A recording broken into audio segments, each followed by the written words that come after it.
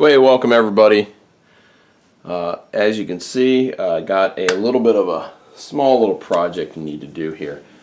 So as you saw previously in the video, one of our previous videos, had gotten the mountain bike back and changed out the front cog in the front with this narrow wide. But if I'm gonna focus in here, as you can see, our chain line isn't perfect because my chain is too short. Okay, now you can tell it's too short, first of all, because right here in the back, this rear derailleur is stretched way too tight. It should never be this far forward. Okay, so what it's doing is it's creating kind of a angled chain line, and when you're on a one-by system, you don't want to do that. Okay, so what's going to happen is here on the top, it's going to angle over too far, and on the bottom it's going to angle over too far, and you're going to put undue stress on your chain. Okay, so if I decide to go to even a bigger cassette, it would cause even more problems. So, and this isn't even that big of a cassette, so it's just going to be quite a problem. Now, when drop this chain down all the way,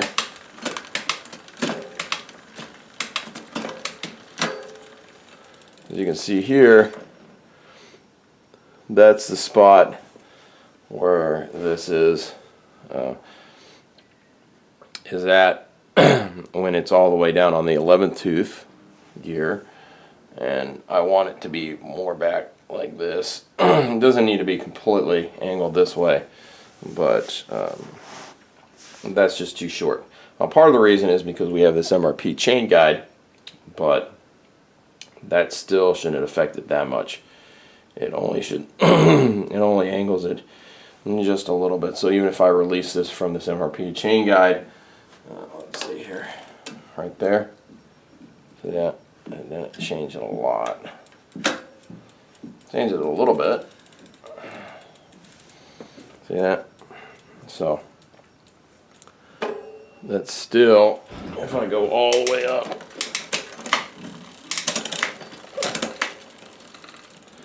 that's not as bad of an angle. We could run with that, but it's still too steep of an angle. So we are running the chain guide, so we want to. So we do want to. We don't want it that way. So we're going to replace this chain. Now, what are you going to need? First of all, a few tools that you're going to want to have. Get yourself a nice dirty rag, an old t-shirt, something like that, because you're probably going to get greasy. If you want to, get some latex gloves or some nitro gloves. Those will help quite a bit. In this case, for the most part, you're probably going to need some type of chain breaking tool. Now, you can use a multi-tool that has a chain breaker on it like this one does. Okay, and I recommend using a one-piece chain breaking tool, and what I mean by that is you're not using an Allen wrench or something like that to break the chain. Something like this, where this piece here threads and unthreads. Okay, but you're best with a proprietary chain breaking tool like this one.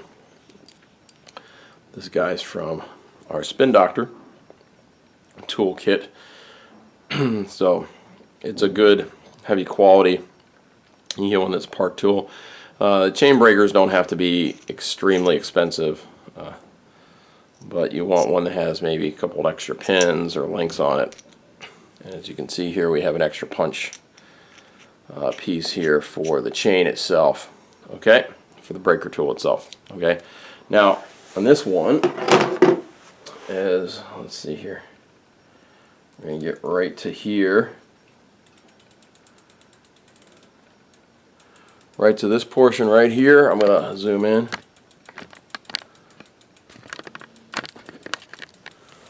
Right.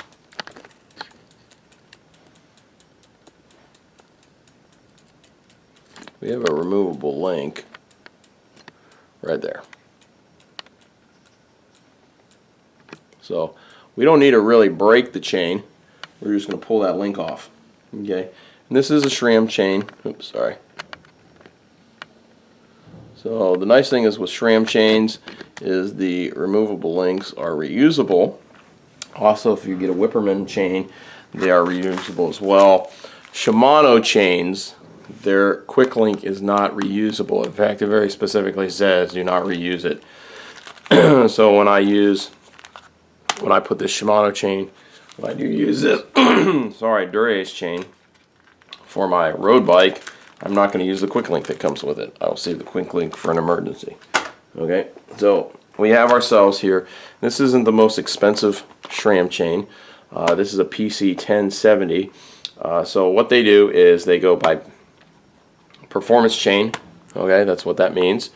10 means the speed, and the 71 number, the higher the number here, means the higher quality. So if you have a 970 or 71, a 971 is better quality than 930. This is a better quality than a 1051 or a a 1031, which is a less expensive chain. So the difference between cost of these chains, if I was to go with a there's 1091, which is one of the highest qualities, and then they have a 1091. There's one that has another number after it, and or I think a 1091R. Those are for like race, and those are full hollow right in around this area right here. They have the hollow joining links. So this is a hollow pin one. That's why it's a little bit more expensive. This one runs $38. The difference is if I step down with this one and go with a solid pin one, I'm only saving myself $3 or $4. So it's like $36. So it's well worth it to go with a better chain, because this isn't a super expensive bike. I'm not going to go with something super crazy, but this is a good chain to have. Is these 1070s from SRAM. If you have 11 speed, obviously you're going to have to go with a PC 1100 chain, and vice versa. If you go, I got 12 speed. They're Special Eagle 12 speed chains that you get for that. Now here's the interesting thing. I could use with a 10 speed. You can use 11 speed and 12 speed chains. Okay, you can use. Will it shift as perfect as one that is designed for this speed? No, it won't. But the only thing is shifting is in the back anyways, so it's back here. You're not shifting anything up here. So this is really where most of your shifting happens, and with a good derailleur it probably will work perfectly anyways. A lot of people say not to mix and match chains. They'll tell you use if you have a Shimano group set, use only a Shimano chain, but I have kind of mix and match components anyways. So this is a SRAM cassette in the back, and yes, it is a Shimano. This is a Shimano rear derailleur, but I find that with the rear derailleur, it really doesn't matter.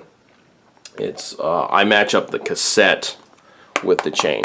Okay, that's where I really match the chain. So since I'm using SRAM cassettes, I will match the chain for that. So that's how I do that. Okay, and I've used SRAM cassettes, by the way, for mountain bikes. I've used SRAM chains probably more often than I've used Shimano chains, just because they're easier to find, especially in Guam. And I'll use these all the time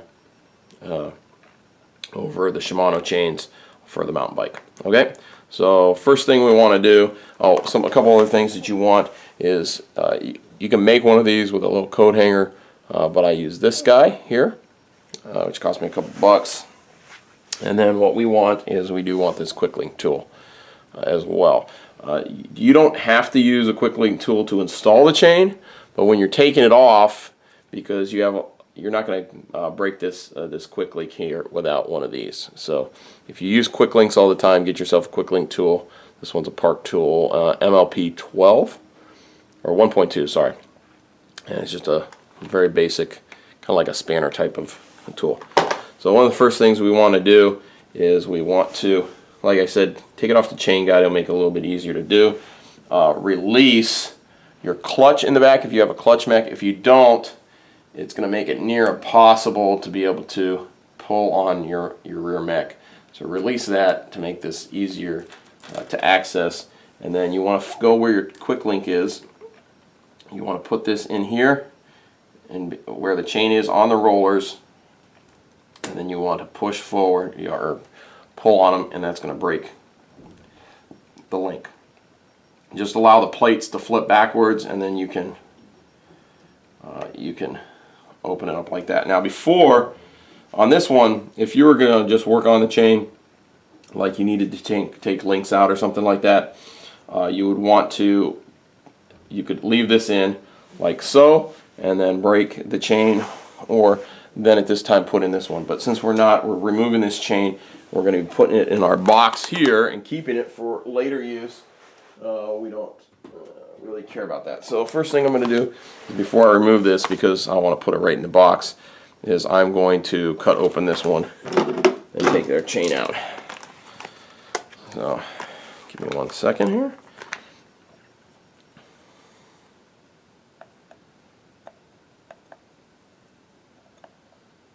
I don't peel these. It says to peel it, but I cut the.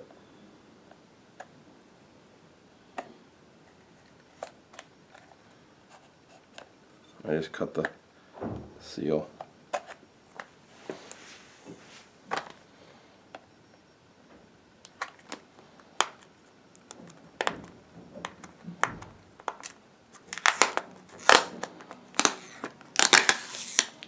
Depends where you're at, is what kind of chains you might be able to get.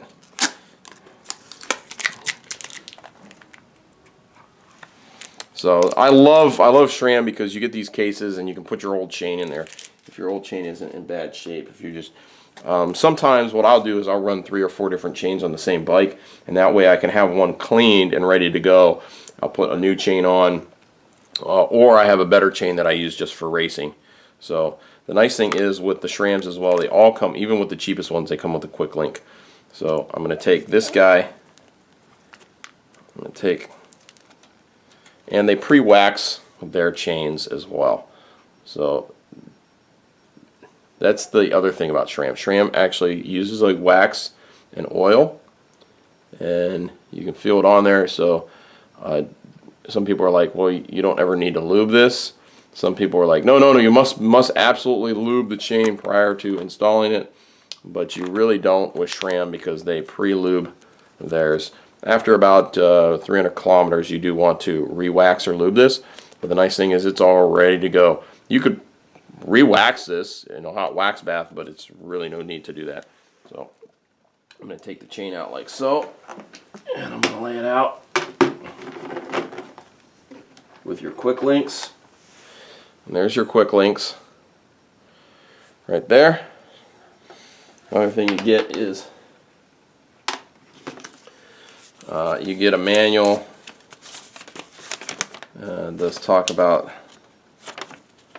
SRAM warranty and stuff like that. So you don't really need this. So you can just toss that, and then we are going to take this off. Like I said, it's going to fly like that. Make sure you save your quick links, especially for if you're running the same speed chain, you haven't upgraded. You want to keep these quick links. Okay, so the SRAM ones, they say you can reuse them.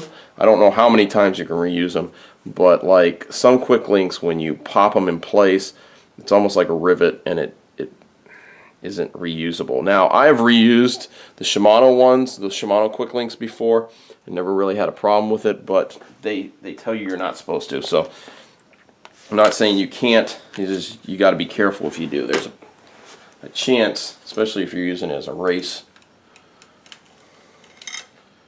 it's your race chain, that there's a possibility something could break. So I'm going to take my chain off, like so,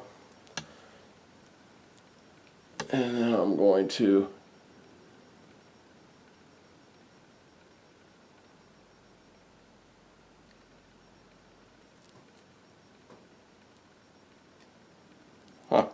that's funny. I had 11 speed on here. So I had a 11 speed chain on this guy because I have an 1130. That's interesting. So I'm going to take the chain. Give me a second. I'm going to put this chain away and then I'm going to put the new one on. Okay, so as you see, we have our old chain back in here. There was hardly any. I have a little bit of dirt on my hands, but that was the original wax. I had never actually. I had ridden this for like a month.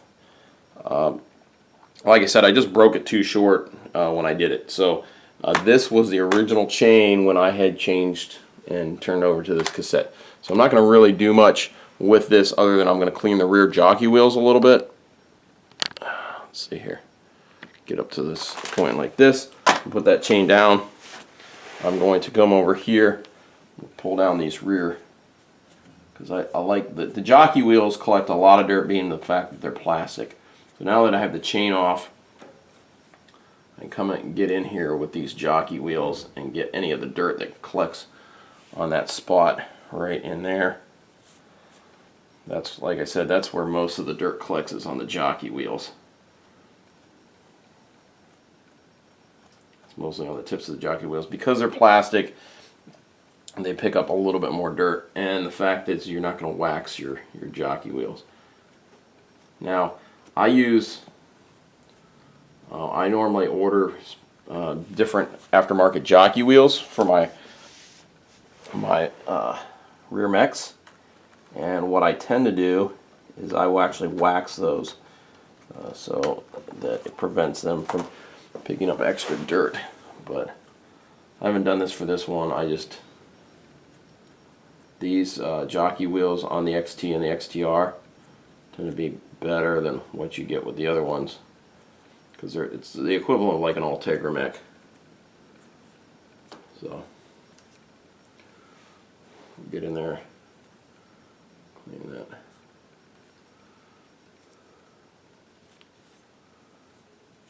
Okay. I'm not going to clean the rear cassette. The rear cassette is fine. Okay.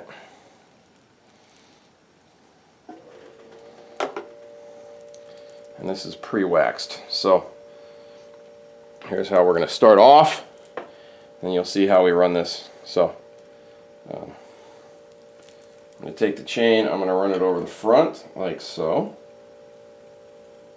just like this.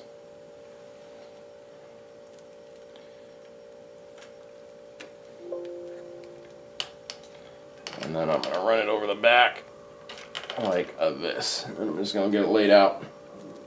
Okay, and then the next thing we're going to do is we're going to come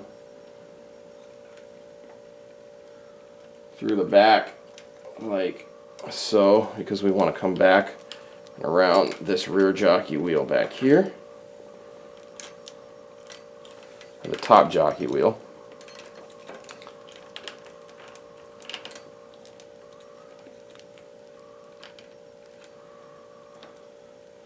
Okay, and then we're going to come around the mech like this.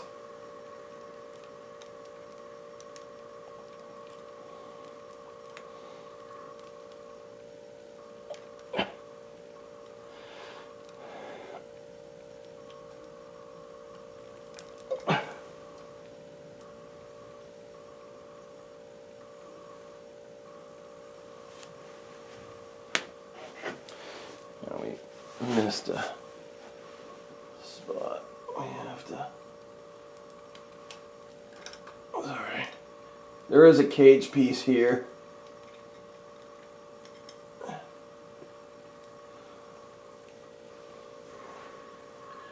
You want to make sure you get in the right side of this cage here. So when you come around, you want to come the back side of this cage. This bar here, there's a little bar in here, and if you come around the front of it, it's actually going to hit on the chain, it will scrape all your lube off and it will make a terrible noise. So see how it comes around through there, and then you want to just run it through here. So pull down on the mech.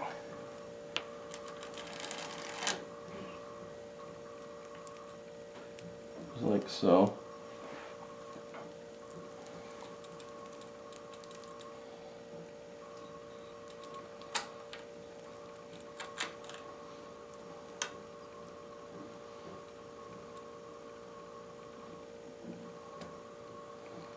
Okay, so we're going to try it right at the length it is.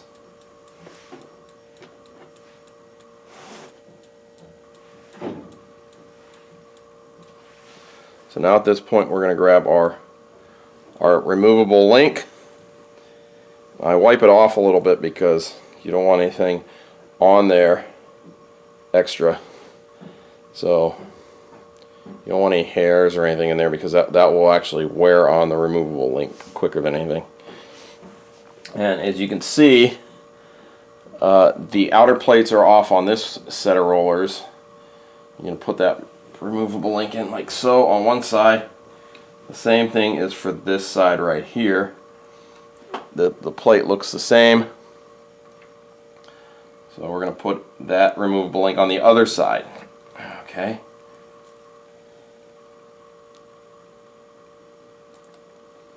And then we're going to do that just like so.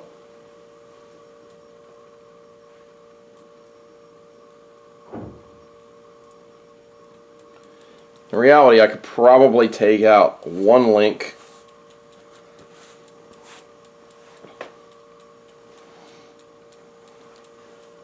if I took out one link,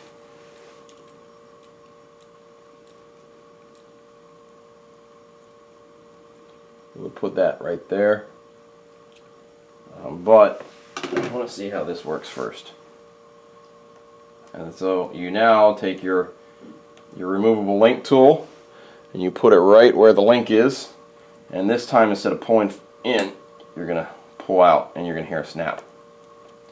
The other way you can do it is you can take your bike and you can actually hold the wheel in place, and you can just pull on the pedal forward and it will pop it in place. Okay, so we're going to try this. Let's see how this works now.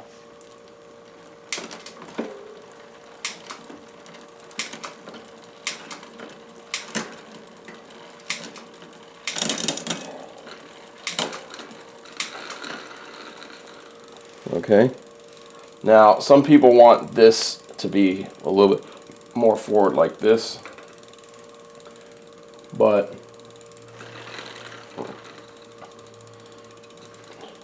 that's without it in here. So watch what happens when I take this and I put it on our chain guide.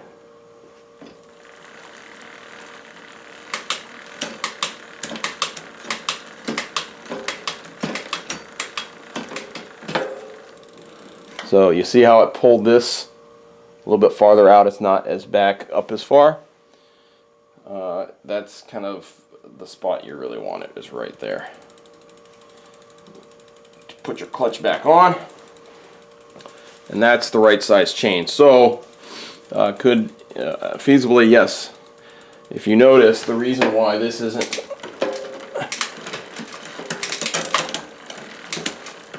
so far forward, because this isn't a really huge cassette. If this was a bigger cassette like a 42, this would be farther like this. Okay, and then that's how it would be. Okay, so that's what that looks like. That's the new chain. That's how we're going to leave it. I really like that. And then if you want to, if the chain is dry when you get it, because depending on what type of chain you get, go ahead and get yourself some chain lube, such as this Rock and Roll or the White Lightning. This has a little bit of wax in it. Problem is, this tends to be really wet.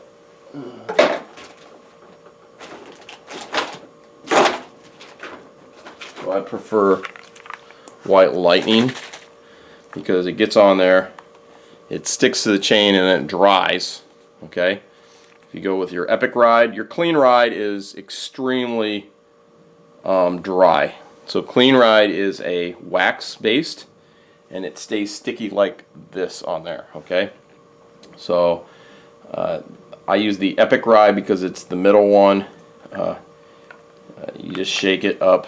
Doesn't really, I don't know if it has wax in there or not. I'm not sure. But you just put it on there. The wet stuff, the problem is it's really wet. It's a wet. You have to wipe it off, the extra off, or it just makes a mess. What you can do is you can use a combination between the wet and the Epic. You can take the wet, you can soak the chain in it to get it in the rollers, and then use the Epic afterward as an everyday stuff. Another thing you can do is WD-40. Okay, that works as well for your chain. But if you're going to use WD-40, only use WD-40 on that chain. Don't use anything else on that chain, or you're actually ruin. You're not going to ruin the chain. It's not going to hold other types of grease and oil. And that's why WD-40 actually makes a proprietary chain stuff now. So that's the new chain. Very easy to do. Does not take much time, as you can see. If you were to have to change it, then what you could do is you could take this tool in here, and then you could, like so, let's say you wanted to take out a couple of links, right? Come over like so, like this, bring the chain together, and then this allows you to break it, still hold it together, and then you could join it like so without much hassle. But we don't need to do that, so we're not going to. So hopefully you guys enjoyed the video. If you did, make sure you give us a thumbs up. As always, make sure you up there hit that subscribe button. That'll help you out. You get to see more videos, and as well as it helps the channel out. If you go over here, you can click on another video that we got concerning the mountain bike. And as always, keep riding.